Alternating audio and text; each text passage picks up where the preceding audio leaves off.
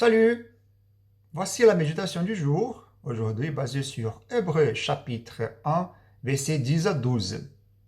C'est toi, Seigneur, qui au commencement as fondé la terre, et les ciels et l'œuvre de tes mains. Eux, ils disparaîtront tandis que toi, tu restes là. Ils veilleront comme un vêtement, tu les enrouleras comme un manteau, ils seront remplacés comme un vêtement. Mais toi, tu es toujours le même, et ton existence n'aura pas de fin.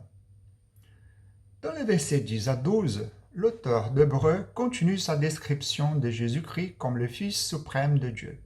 Invoquant une fois de plus l'autorité de l'Ancien Testament, l'auteur cite le psaume 102 dans lequel les psalmistes crient au Seigneur en son angoisse. À la fin du psaume, les psalmistes appellent le Seigneur comme celui qui a jeté les bases du ciel et de la terre, reconnaissant qu'il est le seul à pouvoir répondre à son appel à l'aide. Sa supplication est adressée au Seigneur immuable de toute la création, et c'est cette description que l'auteur d'Hébreux adresse à Jésus-Christ. Dans le verset 2 du chapitre 1, l'auteur fait référence au Christ comme celui par lequel le monde a été créé. Là encore, il attribue au Christ les caractéristiques du Seigneur Dieu de toute la création. On ne peut pas se méprendre sur ce que l'auteur a l'intention de transmettre à ses lecteurs. Jésus-Christ, la deuxième personne de la Trinité, est le fondateur immuable des cieux et de la terre, par les mains duquel toutes choses ont été créées et dont les années n'auront pas fin. Il n'y a donc aucun doute sur la supériorité de Jésus-Christ, car il est non seulement supérieur aux anges, mais il est supérieur à toutes choses, que ce soit au ciel, sur la terre ou sous la terre. Il est Dieu et ils sont ses serviteurs. Il est le Créateur et ce sont ses créatures. Il est infini et les créatures sont finies. Il y a un contraste saisissant entre le Christ et ce qui va disparaître.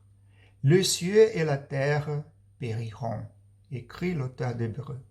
Le Seigneur les enroulera comme une robe, comme un manteau, comme un vêtement, et ils seront changés. Le Christ, d'autre part, restera, car il est le même, et ses années n'auront pas de fin.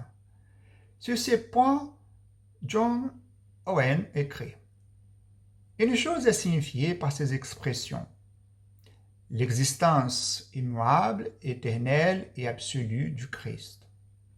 Pour souligner la nature éternelle de Dieu en contraste avec la fragilité du monde et toute sa création, il est dit que ces années ne finiront jamais. Le monde touche à sa fin, mais il n'y a pas de fin à l'existence de Christ. Les attributs de Dieu en tant que créateur immuable et soutien de toutes choses sont les mêmes attributs appliqués à Jésus-Christ. Le Dieu de l'Ancien Testament est le même Dieu du Nouveau Testament, et il ne change pas.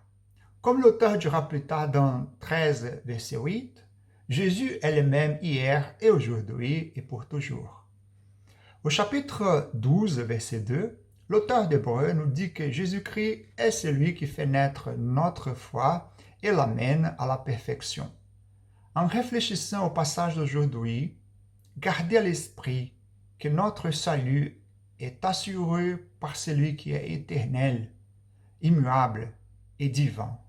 Contrairement aux cieux et à la terre qui passeront, le salut du peuple de Dieu est certain et éternel. Que Dieu vous bénisse.